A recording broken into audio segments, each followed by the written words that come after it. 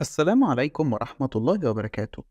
مفيش شك إن رواية آخر وأول الرجال للمؤلف البريطاني أولاف ستابلتيون اللي اتنشرت في سنة 1930 كانت عمل غير مسبوق في تاريخ الخيال العلمي، ففيها وصف مستقبل البشرية من الوقت الحاضر خلال 2 مليار سنة، واتكلم عن ظهور 28 نوع مختلف من البشر أولهم إحنا، وتنبأ بعلوم الهندسة الوراثية.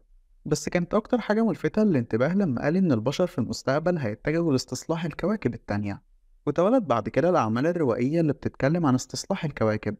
بس كارل ساجان الفلكي الأمريكي المشهور نقل الأمر لحيز النقاش العلمي في الستينيات، وده لما قال إنه يمكن للبشر استصلاح كوكب الزهرة، وقدم بعض الآليات المحتملة لده. فالزهرة هو توأم الأرض ويعتبر نسبيا أقرب الكواكب ليها، ومن الطبيعي إنه يكون هو أول المرشحين. بس مع ورود نتائج المهام الفضائية الأولى ليه بقى الزهرة هو آخر المرشحين، فتأكدنا إنه عبارة عن جهنم مع درجات حرارة هي الأعلى في المجموعة الشمسية.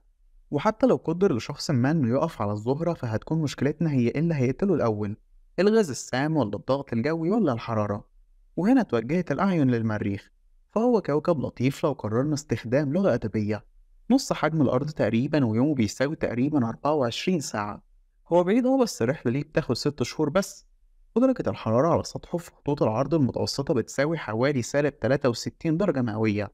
هو مناخ قاسي بس يقدر البشر إنهم يتجاوزوه، فبالفعل بتوصل حدة الطقس للحد ده في بعض المناطق القطبية هنا على الأرض. ضيف لكده إن العلماء بيتوقعوا إن المريخ ربما كان كوكب أخضر في يوم من الأيام قبل كذا مليار سنة، فالأكيد هو إن كاميرات مركباتنا رصدت بالفعل وجود أنهار قديمة جرت فيها المية قبل زمن بعيد. بس لحد دلوقتي ما نعرفش ليه وقفت عن الجريان، وهو نطاق بحثي مزدهر حاليا بيهدف لفهم التغيير المناخي القاسي اللي أدى لكل ده. وهنا تحديدا يظهر سؤال مهم، هو ليه من الأساس بنهتم باستصلاح كوكب تاني؟ هو سؤال وجيه ومهم وبيتم طرحه بالفعل في أوراق الحكومات والمجالس النيابية في الدول المتقدمة، فبتتكلم هنا عن تريليونات الدولارات لو بدأت خطة زي دي بالفعل. بس في إجابة بسيطة عن السؤال ده، وهي إننا أكيد هنسيب الأرض في يوم من الأيام، وده ببساطة لأنه مفيش في الكون شيء أبدي.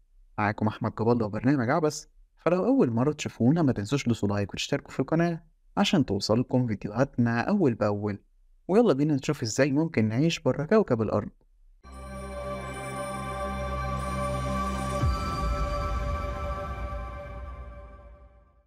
خلينا نبدأ بالاحتمالات الأقرب زمنيا. فكان ستيفن هوكينج على سبيل المثال اتوقع قبل كام سنة من وفاته إن الحياة البشرية على الأرض مهددة بالانقراض، وده خلال مئات السنين وبحد أقصى 1000 سنة. والاحتمال ده مبني على كذا سبب زي التغير المناخي اللي بيعيد تشكيل البيئة الأرضية بالفعل، فيوم بعد يوم بتزيد معدلات الموجات الحارة والباردة والأعاصير الاستوائية والعواصف الرملية والترابية، وكمان بتزيد معدلات التصحر بنسب فلكية، وبيضرب الجفاف جوانب الكوكب فبيسيب الناس بلادهم وبيهاجروا لأماكن تانية. ضيف لكل ده إننا بالفعل بنعيش انقراض سادس بتختفي خلاله الأنواع بمعدلات أعلى بعشرات الآلاف من الأضعاف عن الحالة الطبيعية. ومن ناحية تانية فالبشر نفسهم كائنات مش مستقرة كفاية عشان تقبل التطور التكنولوجي، وتأمن مثلا الحرب دلوقتي، فممكن تقول إنها ممكن تتحول لحرب نووية هتقتل الملايين، وممكن تتصور إنها بتأثر بس في الزراعة والصناعة وتسبب هبوط اقتصادي.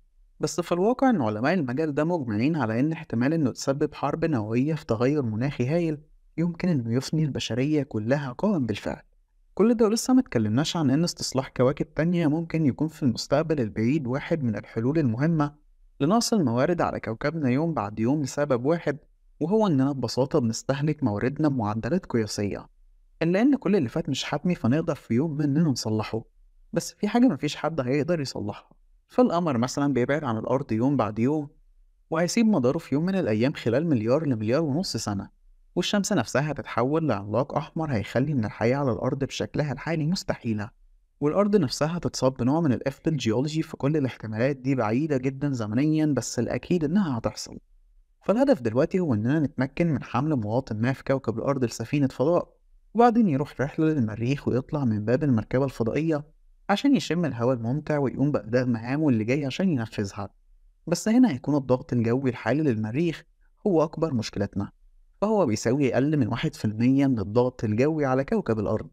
فخلينا نعرف الضغط على إنه وزن عمود الهواء اللي بيقف دلوقتي فوق دماغك وصولا لأعلى نقطة في الغلاف الجوي، فهو السبب في إنك بتمشي على الأرض من غير ما تلبس بدلة فضائية معدلة للضغط.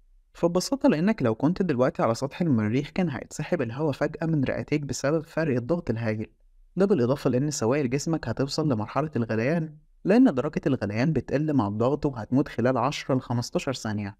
بس بالرغم من كل ده، فالعلماء بيتوقعوا إن البشر هيقدروا في يوم من الأيام إنهم يحولوا المريخ لكوكب شبيه بالأرض، وده بعد زمن طويل جدا. فالقدرات التكنولوجية دلوقتي عاجزة قدام مهمة زي دي لرفع الضغط الجوي الخاص بأي كوكب، لأنها لازم تملاه بالغاز، وهنا يجي دور ثاني أكسيد الكربون. فلقت بعض الدراسات إن عشان نكثف الغلاف الجوي للمريخ لازم إننا نحرر ثاني أكسيد الكربون من التلج على الأقطاب ومن التربة كمان.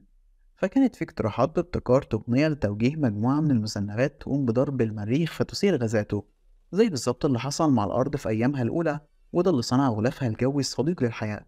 وعلى الجانب الآخر اقترح فريق تاني بقيادة إيلون ماسك إننا نضرب المريخ بآلاف القنابل النووية من دلوقتي وما نستناش، وده هيسيل الغبار اللي عايزينه بالقدر الكافي ونستنى كام 100 سنة كده لحد ما يروح أثر النووي يتظبط حال الكوكب. بس المشكلة إن المريخ مفيهوش كمية كفاية من ثاني أكسيد الكربون حاليا عشان تحقق الهدف المطلوب. فالضربة النووية أو النيزكية هتحقق 7% بس من درجات الحرارة وكثافة الغلاف الجوي المناسبين للحياة. فما بتقفش المشكلات اللي بتواجه جهود تحويل المريخ لأرض أخرى عند الحد ده وبس. ففي مثلا مشكلة بتتعلق بجاذبية الكوكب اللي بتساوي 38% بس من جاذبية الأرض. فلو عاش البشر في الجاذبية المنخفضة دي لفترات طويلة هتظهر مشكلات صحية زي فقدان العضلات ونزع المعادن من العظم.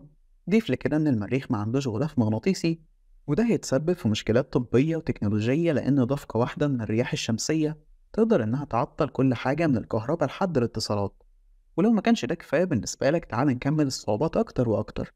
فبيعرف العلماء حاليا إن كوكب المريخ مش ثابت في ميله بسبب جذب المشتري القريب منه.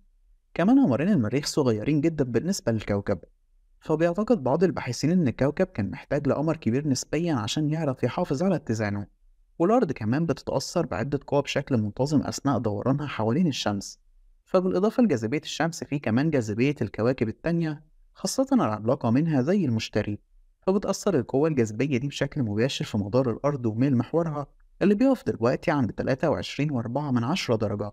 بس القمر بكتلة كبيرة نسبيا تساوي خمس الأرض تقريبا بيحافظ بدرجة أكبر على ميل الأرض، والمريخ ما عندوش الميزة دي عشان كده بيتغير ميله كل شوية. والخطير هو إن تغير بسيط في الميل بيضرب المناخ كله، بحيث بيتركز ضوء الشمس على سطح الكوكب في مناطق معينة بس مع كل تغير، وبالتالي بتتغير قيم درجات الحرارة والبرودة والنظام المناخي بصورة جذرية. فممكن يكون المناخ رطب جدا بعدين يقلب جاف جدا، أو ممكن يتحول المكان من صحراء لغابة مطيرة. فكل اللي فات بيخلينا لازم نحس بالامتنان لطبيعة كوكبنا الدافي، وكمان يخلينا نتأمل في الظروف المعقدة اللي اتحدت عشان تضمن نشأة وازدهار الحياة عليه بشكل يخليه يوم بعد يوم أكتر تفرد مما كنا نعتقد، عشان نوصل لمرحلة انت قاعد فيها دلوقتي على سريرك وبتسمع الحلقة دي من غير ما تكون مضطر انك تلبس أجهزة مركبة عشان تتنفس. فانت بتتحمل الضغط بشكل طبيعي وبتاكل المتاح من خيرات الأرض وحيواناتها الأنيسة، وبتنام في هدوء ومش مرعوب ايه اللي ممكن يحصل بكرة، وبتشوف القمر في مساء ونيس وتحبه، وبتتعامل مع كل اللي فات على إنه مسلمات بس هو عبارة عن معجزة بكل ما تحمله الكلمة من معنى. وبكده احنا نكون وصلنا لنهاية الحلقة اللي أتمنى إنها تكون عجبتكم. وطبعا ما تنسوش تسيبوا لنا رأيكم في الكومنتات وتقترحوا لنا أفكار جديدة نعملها الحلقات الجاية. وبس كده، أشوفك الحلقة الجاية بقى. سلام.